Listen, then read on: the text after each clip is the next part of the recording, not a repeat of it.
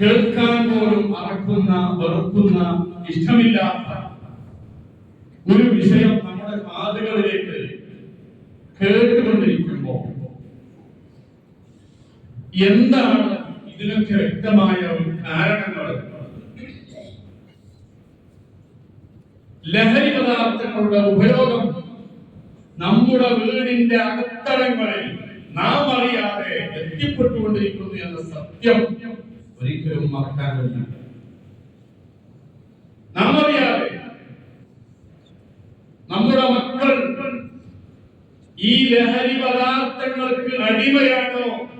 എത്ര തന്നെ മക്കളെ വിശ്വസിച്ചാൽ എന്റെ മകനൊന്നും എന്റെ മകളൊന്നും അത്തരം വിഷയങ്ങളിൽ ഏർപ്പെടുകയില്ല എന്ന ഒരു അന്ധമായ വിശ്വാസം നമ്മുടെ മക്കളിൽ ഉണ്ടെങ്കിലും പ്രിയപ്പെട്ട മുഅ്മിനീങ്ങളെ, അല്ലാഹു കാത്തുരക്ഷിക്കുമാറാവട്ടെ. നമുക്ക് പ്രാർത്ഥിക്കാം. എവിടെ എത്തി